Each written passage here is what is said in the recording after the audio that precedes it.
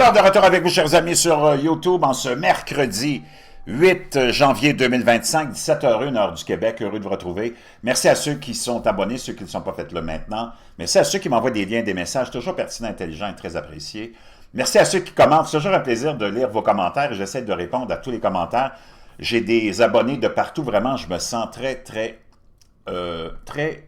privilégié. Merci à ceux qui me suivent de l'île de la Réunion, de la Belgique, de partout en France, de Corse, des États-Unis même, et de l'Asie. C'est vraiment hallucinant. Merci infiniment de votre bonté.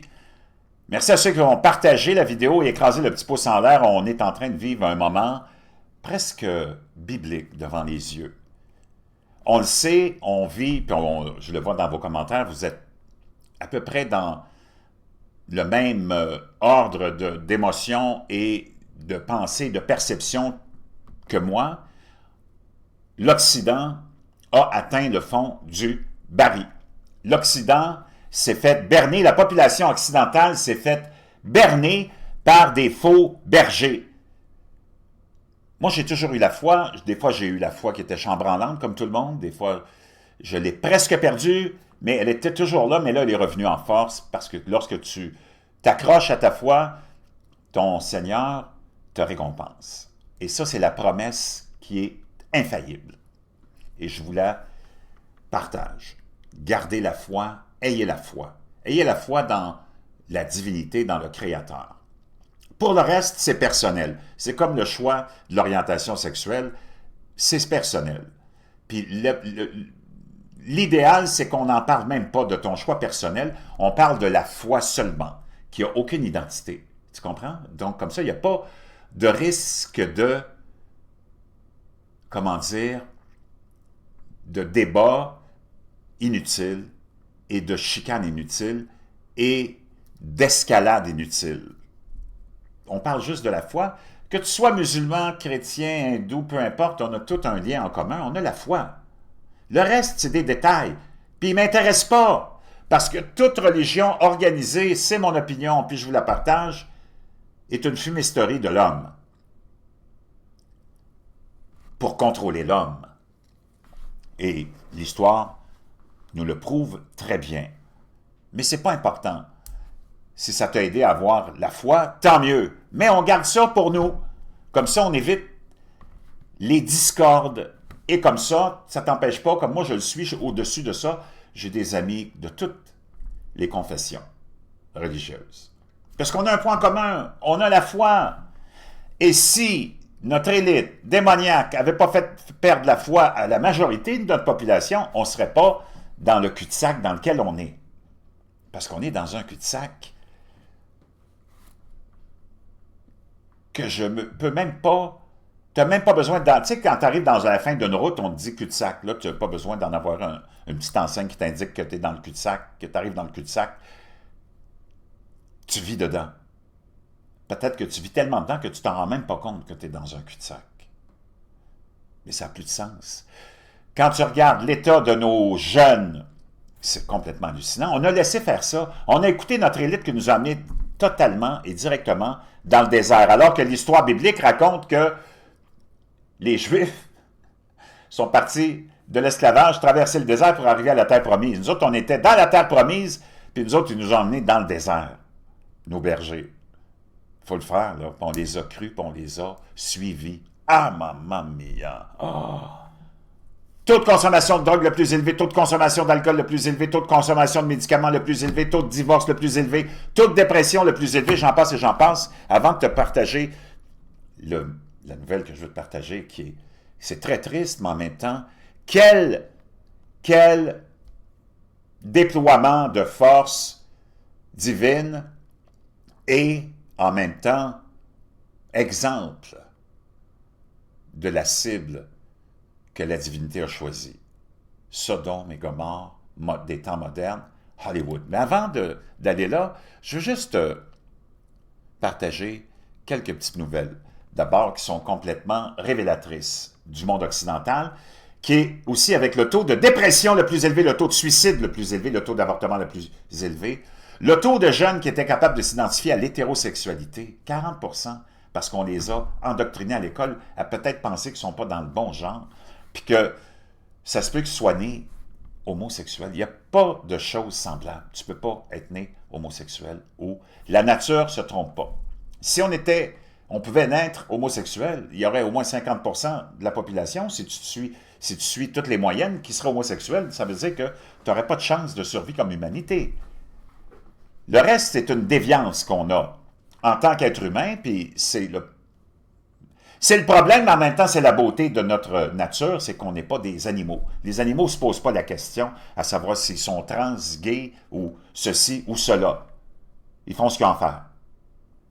Nous autres, on a malheureusement la dimension divine, qui est la dimension de la grandeur. On n'est pas Dieu. Loin de là, même si tu as du monde aujourd'hui qui se prennent pour Dieu et qui veulent changer leur genre, leur sexe. Ou des politiciens qui s'improvisent des divinités. On a vu ça dans le passé. Des empereurs, des pharaons, tu as eu beaucoup de divinités.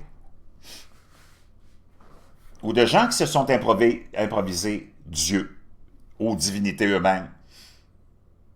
Tu arrives à aujourd'hui, 2024, ça n'a rien changé, là. On est en régression. L'humain est en complète régression. L'humain moderne est en complète régression. Pense à toute la science qu'il y avait il y a si longtemps. Pense à toute la philosophie, les cerveaux qu'il y avait il y a très très longtemps, toutes les connaissances que ces gens-là avaient. Puis regarde où on en est rendu. C'est pas une évolution, là. Tu es à l'inverse de l'évolution. Tu es dans la régression totale. C'est rare que je parle de ça, mais là, je pense que c'est important qu'on s'en parle. Parce qu'on est dans le moment où on peut s'en parler. Avec la victoire de Donald Trump, que tu l'aimes ou pas, c'est ça qui revient sur le tapis, l'agenda LGBTQ++, la démonisation de l'individu blanc aux croyants. On a vu Kamala Harris se moquer de gens qui croyaient en Dieu. C'est le moment où on peut le faire, où on peut se le permettre. C'est une prise de conscience mondiale. La victoire de Donald Trump, le peuple américain qui s'est levé, peu importe leur couleur, leur race, leur religion, pour appuyer Donald Trump, pour sauvegarder l'idée d'une nation libre et qui peut s'exprimer, puis qui peut vivre en communauté, puis en multiculturalisme et offrir la chance à tout le monde, c'était sur le point de disparaître. Est-ce que ça va? C'est juste un dernier sourcil de 4 ans? Je pense pas. Il y a un éveil qui s'est fait. Il ne faut pas que tu oublies qu'aux États-Unis, la foi est très solide chez les Américains de toute race. Il faut qu'on fasse un examen de conscience. On ne peut pas continuer comme ça. C'est pas possible. On détient les plus mauvais records de tous les temps dans toutes les catégories. Ça n'a pas de sens. Il faut qu'on sorte de là. On ne peut pas laisser ça comme ça. On ne peut pas abandonner nos enfants à la perversion, à la démence de nos élites puis de nos faux bergers qui nous amènent dans le désert, continuellement dans le désert. Ils partent d'un désert et t'amener dans un autre désert.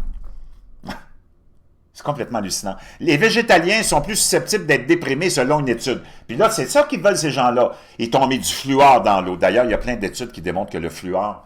Et encore une nouvelle, je te la partage, c'est tout calculé, tout est pensé avec ces gens-là. Ouf, je vais essayer de trouver le lien, là, si je peux le trouver. J'ai tellement de liens d'ouverts, c'est pas facile de s'y remettre. Mais on le sait, récemment, je t'en avais parlé, il y a un juge qui a déterminé que le fluor dans l'eau, c'était évidemment, et il y a eu, ça a été gain de cause pour ces associations-là, prouvé que ça altérait le quotient intellectuel. Et là, il y a une nouvelle étude qui vient de ressortir aussi, qui nous dit aussi qu'il y a des effets sur le cerveau des enfants. L'analyse a révélé une association statistique significative entre une exposition élevée au fluor et des scores de quotient intellectuel plus faibles chez les enfants. Donc, nous autres aussi, on a été exposés à ça. Donc, nous autres aussi, on a une bonne gang de notre population qui s'est retrouvée dans une espèce de régression parce que toi aussi, tu l'as consommé, ce fluor-là. Donc, toi aussi, ton quotient intellectuel a été affecté. Et pas seulement ton quotient intellectuel, les effets secondaires pour la santé, c'est justement... Puis tu as plein de nouvelles scientifiques là-dessus, là. C'est juste qu'ils ne veulent pas t'en parler. On parle naturellement du quotient intellectuel qui est plus faible, de retarder des guérissons de fractures osseuses et même de pouvoir peut-être provoquer un affaiblissement de ta masse osseuse et aussi une diminution du nombre de spermatozoïdes. Wow! C'est complètement hallucinant. Tu sais que le fluor, ça provient de déchets industriels. T'sais, en toi et moi, là, depuis quand c'est bon de donner ça au monde? Ça s'est passé de la façon suivante. Tu as des entreprises qui polluaient et qui polluaient, puis qui se sont dit, ouais, ça c'est un polluant qui est très, très cher à gérer si on donnait l'idée que c'est bon pour la santé, puis on mettait ça dans l'eau. Puis ils ont vendu ça aux villes, puis les villes l'achetaient, le déchet. Peux-tu imaginer ça? Le fluor présent dans l'eau provient des déchets industriels tels que ceux de l'industrie des engrais phosphatés. Le fluor présent dans l'eau peut contenir des traces d'arsenic et de plomb. L'industrie du phosphate aurait du mal à éliminer ces déchets de fluor si elle n'était pas en mesure de les vendre aux municipalités pour la fluoration de l'eau. Wow! Bouf! Complètement hallucinant. Donc, je reviens à ces nouvelles actuelles. C'est un signe qui est envoyé. C'est tout ce qui se passe depuis le début de 2025, c'est hallucinant. Les tremblements de terre partout, la Mecque qui est inondée. Mais ça fait des semaines qu'on vit dans les torrents, les inondations, la perturbation du climat, le renversement des pôles, le cycle solaire numéro 25, alors qu'on est en 2025, qui va s'intensifier. Le Brésil inondé, plein d'endroits inondés, des tempêtes de neige complètement historiques partout aux États-Unis. Et là, ça s'en vient, ça commence à tomber ici. Chers amis, urgence, incendie à Los Angeles, c'est infernal, des vents féroces du diable à 99 000 à l'heure en rafale. C'est les feux les plus destructeurs de l'histoire de Los Angeles, 1,5 million sans électricité. Une course pour s'échapper, on se sauve, on se sauve, on se sauve. Les bornes d'électricité ont été insuffisantes. C'est Californie dans l'enfer. La Californie dans l'enfer. Urgence, incendie, des milliers de personnes fuient leur maison détruite. 0% qui est complètement qui est maîtrisé. À quoi ressemble l'intérieur d'un vrai film d'apocalypse? Des voitures abandonnées obstruent les routes, des bulldozers nettoient des monuments locaux rasés. On dirait la planète Mars. Une vidéo d'horreur montre des hommes et des chiens coincés dans une maison. La police de Los Angeles met en garde contre le pillage. Des influenceurs filment des évacuations, des résidents critiquent le maire. Une catastrophe sans précédent. Chers amis, je pense que c'est assez significatif. Assez significatif.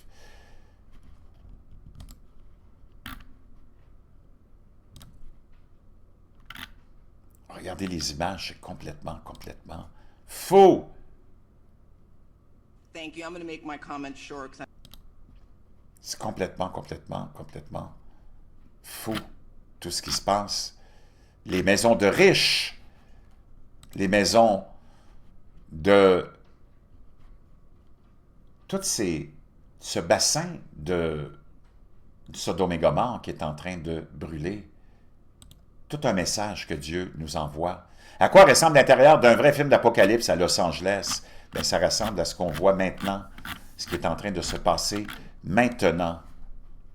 We've been driving along the Pacific Coast Highway towards... Wow! Je peux te dire une chose. C'est à ce à quoi ressemble l'enfer que Dieu envoie sur ce, peut-être, comme message global, pas nécessairement à eux, disons, mais que tout est relatif et que tu as l'intérêt, ou tu as vraiment intérêt à revenir dans la foi. Je vous reviens.